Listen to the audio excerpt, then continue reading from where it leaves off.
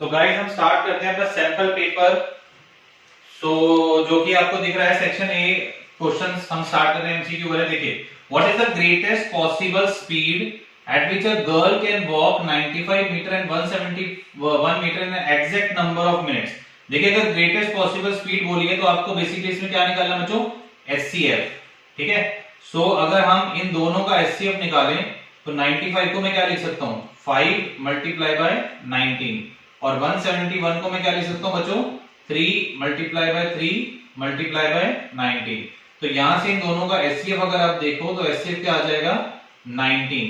तो इसका आंसर क्या आ जाएगा, 19 मीटर पर मिनट, यानी कि ऑप्शन नंबर डी। ये था हमारा क्वेश्चन नंबर 1। सेकंड एमसीक्यू है क्वेश्चन नंबर 2। अगर x माइनस 1 इसका फैक्टर है और a प्लस बी 4 है तो इसमें से कौन सा ट्रू होगा। देखिए, अगर x माइनस 1 फैक्टर है तो x माइनस 1 इक्वल टू 0, यहां से x की वैल्यू 1 आ जाएगी बच्चों। ठीक है, अगर ये वैल्यू को हम यहां पे पुट करें तो 0 इज इक्वल्स टू 1 का cube 1 plus a plus 2b। अगर x की जगह 1 की वैल्यू डाल दूंगा तो यहां से a प्लस 2b की वैल्यू 1 आ जाती है, और साथ ही साथ हमें a प्लस b की वैल्यू 4 दी हुई है। यहां से अगर इसको हम एलिमिनेशन के अकॉर्डिंग सॉल्व करें तो ये कैंसिल हो जाएगा, यहां से b की वैल्यू हमारे पास -3 आ जाएगी। दिस इंप्लॉइज को कहीं भी अगर हम यहां पे पुट कर देते हैं, इधर किसी भी इक्वेशन में यहां पे जैसे पुट कर दो तो यहां से a की वैल्यू कितनी आ जाएगी, 7। तो a 7 है, b -3 है, तो option number a 7 b -3 option number c is the correct of this. ठीक है, नेक्स्ट इजी है। बेस्ट ऑफ लक बच्चों अपने बोर्ड्स के लिए, अच्छे से पढ़ना। देखो third question, area of quadrant आपको निकालना है। तो बच्चों एरिया ऑफ क्वाड्रेंट का फॉर्मूला क्या होता है, 1/4 पाई आर स्क्वायर, जिसमें सरकमफेरेंस यानी कि c 2 पाई आर के बराबर हमें दिया हुआ है। तो अब यहाँ पे अगर सरकमफेरेंस की वैल्यू 22 होती है, ठीक है, ये वैल्यू हमें गिवन है, ये 2 × 22/7 इंटू आर, इससे ये कैंसिल। ठीक है, तो आर की वैल्यू आपकी आ गई 7/2। तो एरिया की वैल्यू क्या हो गई, 1/4 मल्टीप्लाई बाय 22/7 इंटू 7/2 इंटू 7/2। ये आपका 11 हुआ, ये आपका कैंसिल हो गया। 77/8 सेंटीमीटर स्क्वायर, यानी कि ऑप्शन नंबर बी। ये हो गया हमारा थर्ड क्वेश्चन। नेक्स्ट प्रोसीड करते हैं क्वेश्चन नंबर 4 पे। देखिए बच्चों क्या दिया हुआ है कि अगर x m z mean, median और मोड दिए हुए हैं। देखिए मैंने आपको बताया था जब भी ये तीनों की बात होगी तो एम्पिरिकल फॉर्मूला यूज होगा बच्चों। क्या था empirical formula, mode will be equals to 3 median -2 mean. अब मोड की वैल्यू कितनी दी हुई है बच्चों, देखो मोड को क्या दिया हुआ है, यहाँ पे z से डिनोट किया हुआ है, मीडियन को m से डिनोट किया हुआ है, और मीन को x से डिनोट किया हुआ है। ठीक है, यहां से अगर हम देखें, ये भी मेरे को एक डेटा दिया हुआ है, यानी कि x/m की वैल्यू मुझे 9/8 गिवन है। ठीक है, तो यहां से x की वैल्यू कितनी आ जाएगी, 9m/8। तो z is equals to 3m - 2 into 9m/8। तो ये आपका आ गया 2 4 3m - 9m/4। तो यहां से सॉल्व कर लेंगे तो ये हमारे पास आ जाएगा 3m/4। दिस एम्प्लॉइज, यहां से अगर m/z की मैं वैल्यू निकालूं, जो कि मुझे निकालनी है यहाँ पे m/z की वैल्यू, तो ये मेरे पास कितनी आ जाएगी, 4/3, यानी कि 4:3। Option number C is correct of this question. ठीक है, नेक्स्ट। अब ये बहुत इंपॉर्टेंट क्वेश्चन है बच्चों। ठीक है, आ सकता है पेपर में। 3 alarm clocks ring their alarms at regular intervals 20 minute, 25 minutes और 30 minutes. If they first beep together at 12 noon, तो कितने टाइम के बाद वो दोबारा से बीप होगी। तो ऐसे क्वेश्चंस के लिए हम क्या निकालते हैं बच्चों, मैंने बताया आपको बहुत बार, एलसीएम। तो एलसीएम निकालेंगे किस किस का बच्चों, 20 का, 25 का और 30 का। फटाफट इसका एलसीएम कैलकुलेट कर लेते हैं बच्चों। ये आपका 15 आ गया, ये आपका 5, ये 25, ये फिर से 15, यहाँ पे 3 5 25 और 5, फिर 5। यहाँ पे अगर आप एलसीएम कैलकुलेट करें तो ये आपका आ जाएगा 2 2 4 4 3 12, और ये आपका 300 मिनट्स आ जाएगा। इसको मल्टीप्लाई करेंगे तो अब 300 मिनट्स को अगर आवर्स में चेंज करें तो ये कितना हो जाएगा बच्चों, 5 आवर्स, यानी कि आपका आंसर आ जाएगा 5 PM। सो ये सी ऑप्शन आपका करेक्ट हो जाता है। ठीक है, डरने की कोई नहीं है बात जब हम हैं तुम्हारे साथ। ठीक है बच्चों, अब देखो फर्स्ट टर्म एबी का पी दिया हुआ है, कॉमन डिफरेंस क्यू दिया है, 10 का निकालना बहुत ज्यादा आसान है बच्चों। ए 10 निकालना जो कि किसके बराबर होता है, a प्लस 9d के। a की वैल्यू कितनी है बच्चों, t, और d की वैल्यू कितनी है बच्चों, q। तो आपका आंसर क्या आ जाएगा, p plus 9q, option number C. Next question, next question पे प्रोसीड करेंगे।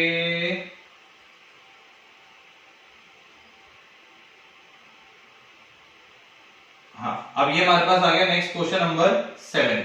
ठीक है, अब देखिए यहां पे साफ साफ बोला हुआ है कि भाई एक क्वाड्रेटिक पॉलिनोमियल बनाइए, सम ऑफ टू जीरोस, यानी कि सम दिया हुआ है, यानी कि अल्फा प्लस बीटा की वैल्यू -5 दी हुई है, और प्रोडक्ट जो है यानी कि अल्फा बीटा इसकी वैल्यू 6 दी हुई है। तो आपको जो है पॉलिनोमियल बनाना है, क्वाड्रेटिक पॉलिनोमियल। तो उसका फॉर्मूला क्या होता था, x square minus sum of zeros into x plus product of zeros, यानी कि x square minus of minus plus 5x plus 6। तो option number A will be your correct answer. Next, अब ये बोल रहा है दो नंबर्स रेशियो में है 1:3। ठीक है, क्लियर। सो दो नंबर्स रेशियो में 1:3, 5 is added to both the numbers, the ratio becomes 1/2।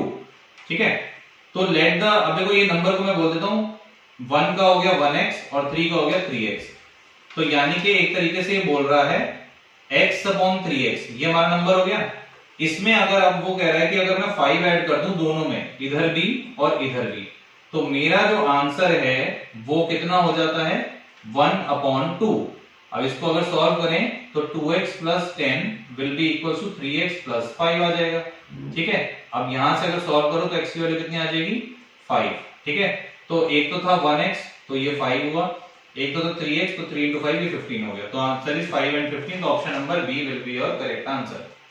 ठीक है, नेक्स्ट, अब ये कहता है a copper rod of diameter 1 centimetre and length 8 centimetre is drawn into a wire of length 18 metre of uniform thickness, find the thickness of the wire. Thickness of the wire का मतलब क्या निकालना है बच्चों, आपको निकालना है डायमीटर। ठीक है, अब देखो बच्चों, अगर मैं वॉल्यूम ऑफ रॉड की बात करूं तो वो फॉर्मूला लगेगा pi R square H, pi R square. देखो यहां पे अगर डायमीटर 1 दी हुई है तो रेडियस कितना हो जाएगा, 1/2 इंटू 1/2, और लेंथ यहां पे दी हुई है, ये हाइट ले लेंगे तो ये 8 आ गया। तो इसको कैलकुलेट कर देंगे। ठीक है, तो ये हमारे पास आ गया 2 पाई centimetre cube will be the volume. ठीक है, अब वो कह रहा है कि अगर मैं उसको 18 मीटर के अकॉर्डिंग बनाऊं तो वहां पे लेंथ मेरे को नहीं दे दी, 18 मीटर दे दी। अब उस जब मैंने 18 मीटर की लेंथ ली तो उस टाइम पे वॉल्यूम ऑफ वायर कितना हो जाएगा, पाई आर स्क्वायर एच। ठीक है, अब ध्यान सुनना बच्चों, पाई आर स्क्वायर, यहां पे देखो इसको कन्वर्ट करना पड़ेगा क्योंकि ये मीटर में बाकी सेंटीमीटर में, तो ये आपका 1800 आ जाएगा। ठीक है, अब ये वाली वॉल्यूम और ये वाली वॉल्यूम, ये दोनों वॉल्यूम आपस में बराबर हो जाएंगी। तो 2 pi will be equal to pi R square into 1800। Pi से पाई कैंसिल हो गया, ये कैंसिल हो गया, आपका 900 आ गया। ठीक है, तो r square is equal to 1/900। So this implies r is equal to 1/30। ठीक है, अब डायमीटर की वैल्यू क्या होती है, ट्वाइस ऑफ आर, तो 2 इंटू 1/30। सो आपका आंसर आ जाएगा 1/15 सेंटीमीटर, और यही थी थिकनेस। थिकनेस का मतलब आपको डायमीटर कैलकुलेट करना था। ठीक है जी, next question, for what value of k the roots of this are the reciprocal of each other. यानी कि इसमें बोला हुआ है कि जो अल्फा है वो 1/बीटा है। ठीक है, सो इसको अगर मैं यूज करूं, और ठीक है ये मेरे को कंडीशन दी हुई है बच्चों, मैं आपको बता रहा हूं ऐसा कभी भी क्वेश्चन आएगा हमेशा प्रोडक्ट का फॉर्मूला यूज करना। देखो alpha beta is equals to क्या होता है, c/a, इसके अकॉर्डिंग क्या हो जाएगा, k/3। ठीक है, अब यहां से अगर ये कंडीशन मैं इसमें डाल दूं तो 1/बीटा into beta is equals to k/3 हो जाएगा। ये कैंसिल हो गया, तो दिस इंप्लॉइज k की वैल्यू क्या आ जाएगी, 3। तो option number A will be correct. अब ये बोल रहा है एबीसी और डीईएफ दो ट्राइंगल्स हैं, और ये हमारे को कंडीशन दी हुई है, यानी कि AB upon DE is equals to BC upon FD। So ये दोनों ट्रायंगल सिमिलर कब होंगे? तो देखो मैं एक चीज बताता हूं, ये आपने पढ़ा होगा कि angle made by both sides of each triangle are equal to each other. ठीक है, सो मैं ये कह सकता हूं अब कि जो ट्रायंगल ABC है वो सिमिलर टू ट्रायंगल EDF हो जाएगा। ठीक है, और अब मैं इसमें CPST से क्या लिख सकता हूं कि एंगल B बराबर एंगल D CPST, क्योंकि देखो यहाँ पे A और F दिया हुआ है, वो पॉसिबल नहीं हो सकता, A और D भी पॉसिबल नहीं हो सकता, B और E भी पॉसिबल नहीं हो सकता। ठीक है, तो एंगल B और D पॉसिबल हो सकता है, तो option number B will be the correct answer. ठीक है, अब नेक्स्ट क्वेश्चन है the coordinates of a point A, जहां पे AB जो है वो डायमीटर है सर्कल का। देखो मैंने एक सर्कल बनाया, ठीक है, यहां पे ये हो गया डायमीटर, ये पॉइंट हो गया A, ये पॉइंट हो गया B, ये पॉइंट हो गया 3,4 हमें दिया हुआ है। अब सेंटर के कोऑर्डिनेट्स हमें दिए हुए हैं जो कि है -2,2, तो आपको A के निकालने हैं। तो देखिए ये पॉइंट जो होगा वो AB का मिड पॉइंट होगा। ठीक है, तो मिड पॉइंट फॉर्मूला लगा दो बस, x + 3/2 will be equal to -2, तो x इज इक्वल टू कितना आ जाएगा बच्चों, -4 -3, तो x की वैल्यू कितनी आ गई -7। उसी according y + 4/2 is equal to 2, तो y is equal to 4 - 4 0, so option number B will be correct. ठीक है, नेक्स्ट अब डिस्टेंस निकालना है इस पॉइंट का फ्रॉम y एक्सिस। ठीक है, सो देखिए इसको अगर मैं a पॉइंट मान लूं और जो y एक्सिस से अगर आपको निकालना है तो उसके अकॉर्डिंग b पॉइंट क्या होगा 0,7, क्योंकि y एक्सिस से निकालना है तो ये पॉइंट लेना पड़ेगा। ठीक है, तो अब इन दोनों में अगर मैं डिस्टेंस फॉर्मूला लगाऊं तो मेरा क्या बनेगा 0 + 4 का होल स्क्वायर प्लस 7 - 7 का होल स्क्वायर, तो ये आपका आ गया √16 जो कि आ गया 4, so option number C will be the correct answer. Next आता है आपका एमसीक्यू क्वेश्चन नंबर 15। ये थोड़ा सा अच्छा क्वेश्चन है, ट्विस्टेड है, थोड़ा सा ध्यान से समझेंगे।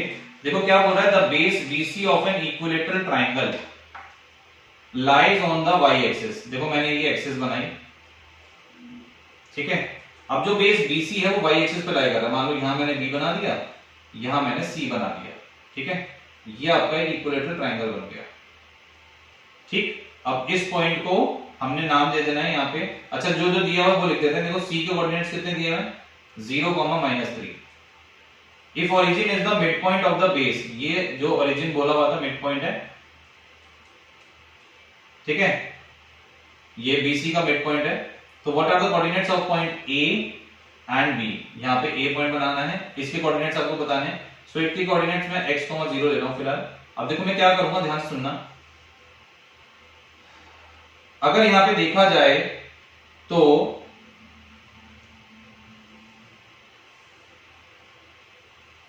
A की वैल्यू मैंने x, 0 ले ली। ठीक है, अब अगर मैं A B की बात करूं, ठीक है, B के कोऑर्डिनेट्स यहां से इजीली निकल सकते हैं। अगर ये मिड पॉइंट है, अगर ये मिड पॉइंट है तो B के कोऑर्डिनेट्स कैसे निकलेंगे, यहां पे इसको अगर मैं P और Q मान लूं तो P + 0/2 इज इक्वल टू 0 के बराबर होगा। तो इस तरीके से B के कोऑर्डिनेट्स कितने आ जाएंगे, B के कोऑर्डिनेट्स आ जाएंगे x तो आ जाएगा 0 और y कितना आ जाएगा 3, तो ये आपका 0,3 आ गया। तो यानी कि अगर देखा जाए ये 0,3 है, ठीक है, तो BC की वैल्यू कितनी हो जाएगी, BC की वैल्यू हो जाएगी 6 यूनिट्स। ठीक है बच्चों, तो अब अगर मैं AB निकालूं तो AB कैसे निकलेगा, x - 0 का होल स्क्वायर प्लस 0 - 3 का होल स्क्वायर, तो ये आपका आ गया √(x² + 9)। ठीक है, वहीं पे अगर BC की बात करूं तो ये आ जाएगा √0 का स्क्वायर और -6 का स्क्वायर जो कि हो जाएगा 36, तो ये आपका √36 जो कि हो जाएगा 6। अब क्योंकि ये इक्विलेटरल ट्रायंगल है तो AB और BC आपस में बराबर होंगे, यानी कि √(x² + 9) इज इक्वल्स टू √36 के बराबर होगा। ठीक है, अब अगर मैं स्क्वायरिंग बोथ साइड कर दूं तो मेरे पास क्या बचेगा, x² + 9 बराबर में 36, so x² will be equal to 27, so this implies x की वैल्यू कितनी आ जाएगी ±3√3। ठीक है, तो अब यहां पे यहाँ पे मेरे पास 3√3 पॉजिटिव आएगा क्योंकि ये a इस साइड पे है तो ये पॉजिटिव होगा। तो a के कोऑर्डिनेट्स मेरे पास आ गए 3√3, 0। तो option number C is the correct answer. ठीक है, ये बहुत अच्छा क्वेश्चन था, जरूर ट्राई करें इसको। अब देखिए, अब ये वाला तो बहुत इजी है, एनसीईआरटी का क्वेश्चन है बच्चों ये। Find the value. अब देखो tan 45 की वैल्यू कितनी होती है बच्चों, 1। तो यहाँ पे 1 - 1, नीचे 1 + 1, तो 0.2, आंसर विल बी 0। तो ऑप्शन नंबर डी। ठीक है, अगला भी बहुत आसान है बच्चों, देखो ये भी एनसीईआरटी का आपको दिख ही गया होगा, सर्कल का बहुत इंपॉर्टेंट क्वेश्चन है, आपने देखा होगा, ये देखिए अब। ठीक है, तो यहाँ पे देखो ये सेंटर है, सेंटर से जब ये बनाते हैं तो परपेंडिकुलर बनता है, तो ये 90 हो गया। ऐसे ही सेंटर से ये बनाएंगे तो ये भी परपेंडिकुलर बनेगा, ये भी आपका 90 हो गया। तो इस पूरे का सम, ठीक है, इस पूरे ये वाले पूरे फिगर का सम और एंगल का, चारों एंगल का सम कितना होगा बच्चों, चारों एंगल का सम होगा 360। तो 90 + 90 180 हो गया, और 180 + 110 290 हो गया। तो x = क्या हो जाएगा, 360 में से 290 माइनस कर दो तो x की वैल्यू आ जाएगी 70। So option number B will be the correct answer. ठीक है, अब क्वेश्चन नंबर चल रहे हैं 17 पे, ध्यान से सुनिएगा। The area of the square that can be described in a circle. देखो ये एक सर्कल बनाया, ठीक है, ये एक स्क्वायर बना दिया हमने। ठीक है, इसको मैंने ऐसे ज्वाइन कर दिया, ये a हो गया, ये b हो गया, ये c हो गया, ये d हो गया। अब यहाँ पे रेडियस जो है वो 8 दिया हुआ है। देखिए अगर रेडियस 8 सेंटीमीटर है तो डायमीटर कितना होगा, 16 सेंटीमीटर। ठीक है, यानी कि डायमीटर ये चीज हो गई। ठीक है, ये चीज हो गई। तो ये एक तरीके से स्क्वायर का डायगोनल हो गया। अब अगर मैं इसमें पाइथागोरस थ्योरम यूज करूं तो क्या लिखूंगा, BD² = BC² + CD²।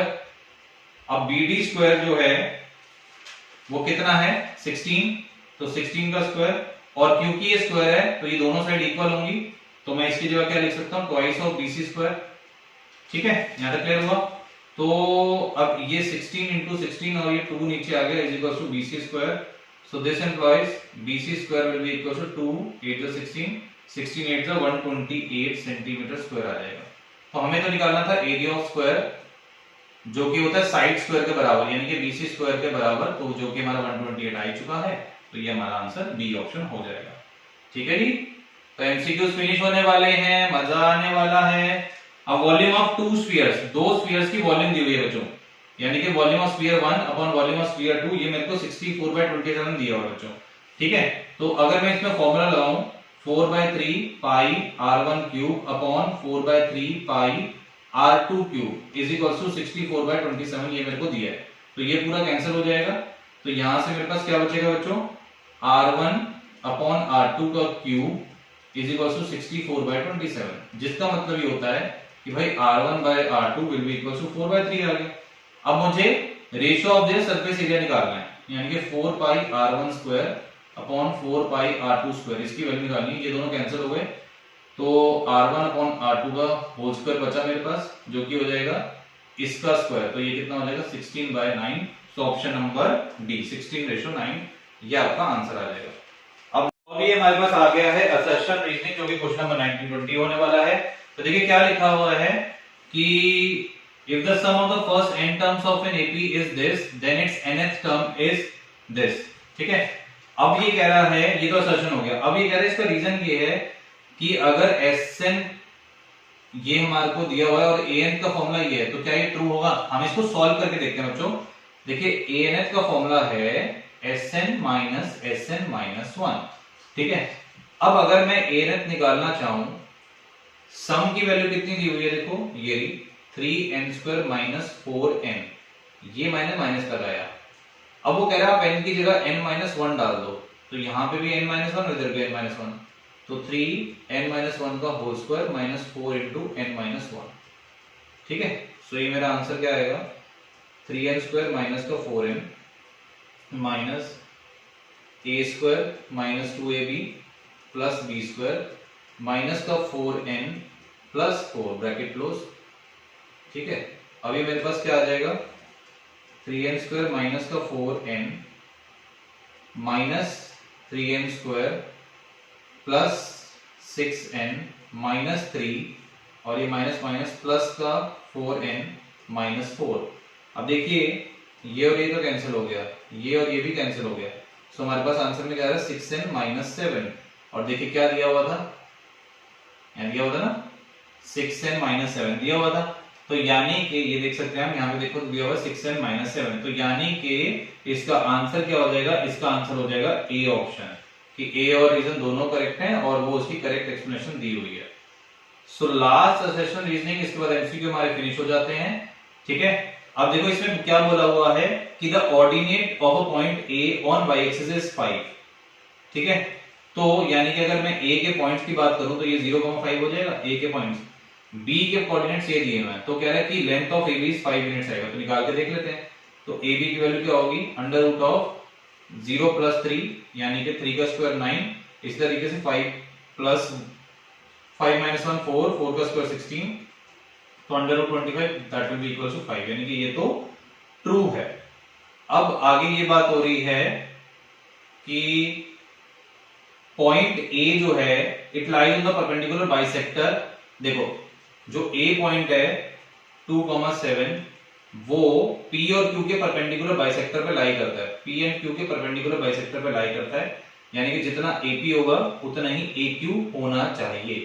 पी के कोऑर्डिनेट्स क्या दिए हुए हैं 6,5 और क्यू के कोऑर्डिनेट्स क्या दिए हैं 0,-4।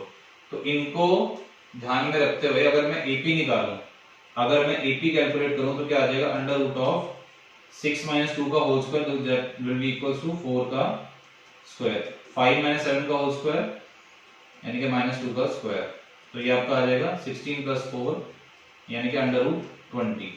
वहीं तरीके से अगर मैं AQ निकालूं तो वो क्या हो जाएगा 0 - 2 का होल स्क्वायर प्लस -4 - 7 का होल स्क्वायर, यानी कि 4 + 121 अंडर रूट में, जो कि आ जाएगा अंडर रूट 125। और क्योंकि ये दोनों इक्वल नहीं आ रहे हैं तो इसका ऑप्शन नंबर सी इसका करेक्ट होगा। ठीक है, सो ये थे हमारे एमसीक्यूज। ठीक है, अब हम मिलेंगे पार्ट बी, जो है सेक्शन बी पार्ट 2 में। ठीक है, तो लाइक करें, वीडियो को शेयर करें, कमेंट करें